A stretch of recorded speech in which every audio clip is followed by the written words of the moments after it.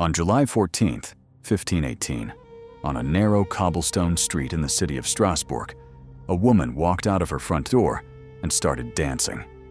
No music, no festival, no celebration of any kind. Just a woman, alone in the street, moving.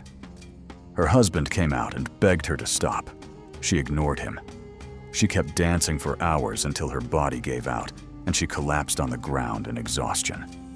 And then the next morning, she got back up and started again. She danced for 6 days straight. By the end of the first week, 30 other people had joined her. By August, the number had climbed to 400. People were dancing in the streets, in the guild halls, in the churchyards, on the stages that the city authorities had hastily built to contain them. They danced until their feet bled through their shoes. They danced until their bodies shut down from heat and exhaustion. Some of them, according to the chroniclers who documented it, danced until they died. And then, as suddenly and as mysteriously as it had begun, it stopped. Nobody was ever able to explain it.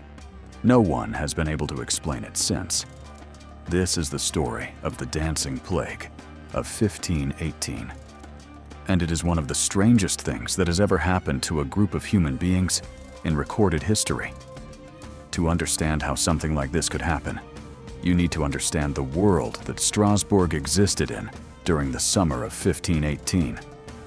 Because nothing about the dancing plague makes sense if you picture it against the backdrop of a normal, functioning city. Strasbourg in 1518 was not a normal, functioning city. It was a place on the edge of collapse. The years leading up to 1518 had brought disaster after disaster to the region. There had been severe crop failures, 3 consecutive years of them, wiping out harvests and leaving the population genuinely hungry. Not uncomfortable, not food insecure in the way we might use that phrase today, but genuinely, chronically, dangerously malnourished. The poor were starving. The peasants were dying. And the famine was not the only thing killing them. Smallpox was moving through the population. Syphilis had arrived in Europe only a few decades earlier and was spreading rapidly and horribly. The bubonic plague, the same Black Death that had already killed a third of Europe in the previous century, was still making periodic returns to the region. In the years just before 1518, Strasbourg had also experienced floods, extreme and unusual temperatures, and what contemporary chroniclers described as strange heavenly portents, comets, unusual lights in the sky, phenomena that to a deeply superstitious medieval population carried enormous psychological weight. The historian John Waller, who has studied the dancing plague more thoroughly than anyone else alive, describes the Strasbourg of 1518 as a city living under conditions of extreme, sustained, collective trauma. People had been watching their children die of starvation. They had been burying neighbors taken by plague. They had been living with the constant, unrelenting fear that God had abandoned them, or worse, that He was punishing them specifically, deliberately, for sins they could not identify and could not correct. That kind of sustained psychological pressure does things to human beings, things that are difficult to explain rationally, but that history has documented with disturbing regularity. There was also a specific religious terror that hung over Strasbourg in a way that is almost impossible to fully appreciate from a modern perspective. In the medieval Catholic world of the early 16th century, saints were not simply spiritual figures to be prayed to. They were active, intervening forces in daily life who could help you, or, if disrespected or neglected, could destroy you. And there was a particular saint, Saint Vitus, the patron saint of dancers and of those who suffered from nervous disorders, who was feared in this region with an intensity that bordered on obsession. The belief, widely held and deeply felt, was that Saint Vitus had the power to curse people with an uncontrollable compulsion to dance. That if you failed to properly honor him, if you fell short in your devotions, you might find yourself seized by a dancing madness that you could not stop and could not control. This was not a fringe belief held by a handful of eccentric villagers. It was mainstream religious doctrine for the people of Strasbourg in 1518. They genuinely believed that dancing sickness was a real punishment that a real saint could inflict on real people.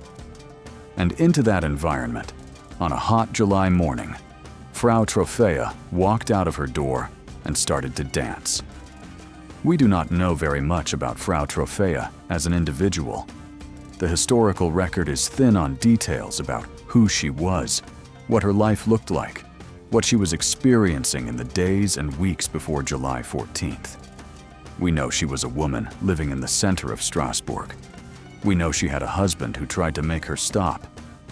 We know that when she started dancing, there was no music playing, no obvious external trigger of any kind. The physician and alchemist Paracelsus visited Strasbourg 8 years after the plague and became fascinated by it. And his account, along with several contemporary chronicles and official city council documents, gives us the clearest picture we have of what happened. What those sources describe is a woman who seemed to have no control over her own body. She was not dancing the way a person dances for pleasure or celebration. She was moving convulsively, spasmodically, in a way that was clearly causing her distress and physical pain. And yet, she could not stop. She danced until she literally fell down, and then she got up and danced again. Her feet blistered and bled inside her shoes. The skin wore through. She kept going. By the end of the first week, people watching from the windows and doorways of surrounding houses had started doing the same thing. The spread of the dancing was the part that terrified the city authorities most, because it did not move the way a disease moves. There was no obvious physical contact, no contaminated water source, no shared food supply that explained why one person after another was being seized by the same compulsion. People would watch the dancers, and then they would start dancing themselves. Within days, the number had doubled, then doubled again. The city council convened to discuss the situation. Their conclusion, based on the medical understanding of the era, was that the dancing was caused by an excess of hot blood, and that the correct treatment was to give the afflicted people a space to dance and to keep them moving until the fever burned itself out. They constructed stages in the public squares of Strasbourg. They opened the guild halls and cleared the floors. They hired professional dancers to join the afflicted and keep them company.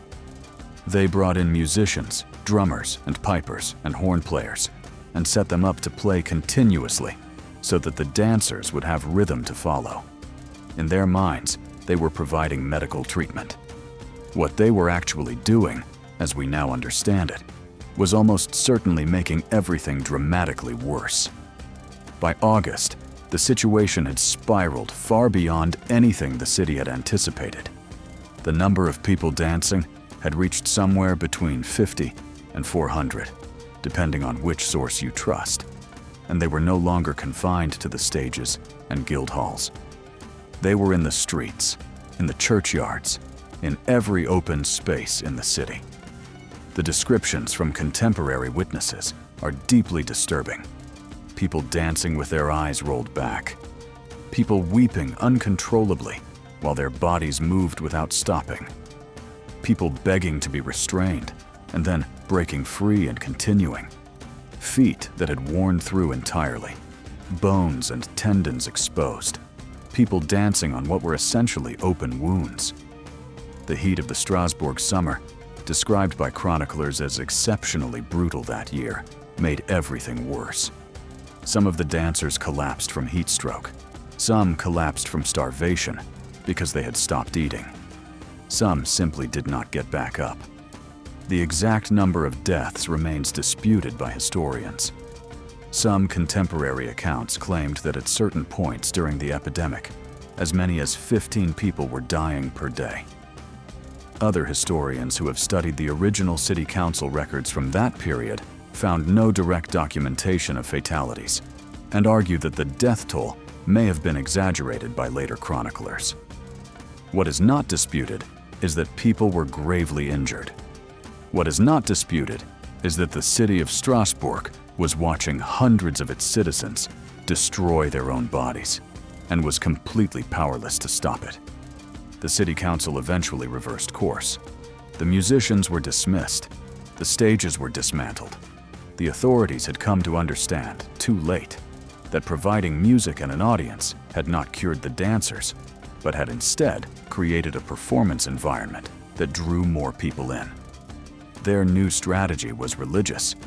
The worst afflicted were loaded into wagons and taken on a 3-day journey to the shrine of Saint Vitus at Saverne, where priests performed healing rituals over them, and they were given red shoes, a symbol associated with the saint, and blessed.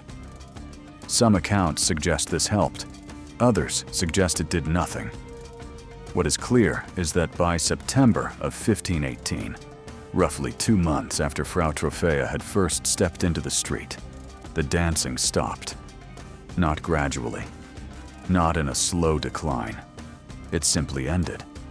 The people stopped, and Strasbourg was left to try to make sense of what had just happened to it. Historians and scientists have been trying to answer that question ever since. The first and simplest theory that circulated in the immediate aftermath was religious. The dancing was a curse from Saint Vitus, just as the people of Strasbourg had always feared. God had punished them. This explanation was entirely satisfying to most people who lived through it and required no further investigation. It was not until centuries later that more secular explanations began to be proposed. The most popular alternative theory for most of the modern era has been ergot poisoning. Ergot is a fungus that grows on damp rye grain and contains compounds chemically similar to LSD. It can cause convulsions, hallucinations, and involuntary muscular movements. And there is a well-documented medieval condition called St. Anthony's fire that resulted from ergot-contaminated bread and produced horrifying physical symptoms. The idea that the dancers of Strasbourg had accidentally consumed ergot-tainted bread and were essentially hallucinating their way through a mass bad trip has an appealing simplicity. But the historian John Waller, writing in a medical journal called The Lancet, dismantled the ergot theory comprehensively. His central argument was straightforward. Ergot poisoning causes the kind of convulsive, uncoordinated movements that would make sustained dancing physically impossible. You cannot dance continuously for days on a substance that removes your ability to control your own limbs. And beyond that, the dancing plague was not an isolated incident. It was the last and best documented of at least 7 similar outbreaks that had occurred in the same region of Europe, along the Rhine and Moselle rivers, stretching back to the 1300s. Those outbreaks happened across different climates, different crops, different food sources, different years. The one thing they had in common was not rye. It was extreme social stress, famine, disease, and the widespread cultural belief in St. Vitus's curse. The explanation that Waller and the majority of modern historians have arrived at is mass psychogenic illness. This is a term that can be misleading if you hear it and assume it means the dancers were faking, or that they were simply choosing to behave strangely, or that nothing real was happening to their bodies. None of that is true. Mass psychogenic illness is a real condition in which genuine physical symptoms, involuntary movements, convulsions, loss of bodily control, emerge from psychological and social causes rather than from a virus or a toxin. The suffering is completely real. The physical damage is completely real. What is absent is an organic biological cause. What replaces it is something that is, in some ways, even more unsettling. A shared belief system operating under conditions of extreme stress that tells the human body to do something, and the body does it. Waller's argument is that the people of Strasbourg in 1518 were living under conditions of such sustained psychological and physical trauma that their minds were primed for exactly this kind of break. They believed, with genuine religious conviction, that St. Vitus could make people dance against their will. And in an environment saturated with that belief, the moment one person started dancing, something clicked into place. The people watching understood, in the framework of their world, what they were seeing. They recognized it as the curse. And that recognition, combined with the stress they were already carrying, the hunger, the grief, the fear, made them susceptible to the same thing. Not through choice, not through deception, through the same mechanism by which mass psychogenic illness has been documented in communities around the world, in every century, including our own. The illness was inside the culture before it was inside any individual body. What makes the dancing plague of 1518 genuinely extraordinary, beyond the obvious strangeness of the event itself, is what it tells us about the relationship between the human mind and the human body. We like to think of these as separate systems. The mind reasons, the body performs, the mind decides, the body executes. But the dancing plague is a document, written in the suffering of 400 real people, that tells us the boundary between those two things is far more permeable than we want to believe. A city convinced it was cursed, living in starvation and grief, produced a physical catastrophe that looked for all the world like a supernatural event, and that no doctor, no priest, no city council, and no historian in the 500 years since has ever been able to fully account for. The woman who started it, Frau Trophea, was taken to the shrine of St. Vitus, along with the rest of the worst affected, and treated with the red shoes and the blessing. Whether she recovered, whether she ever stopped dancing entirely, whether she lived or died in the months that followed, the record does not tell us.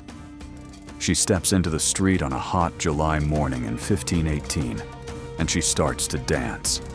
And then she disappears back into the silence of history, leaving behind one of the most disturbing and most human mysteries that has ever been documented. And we still do not have an answer.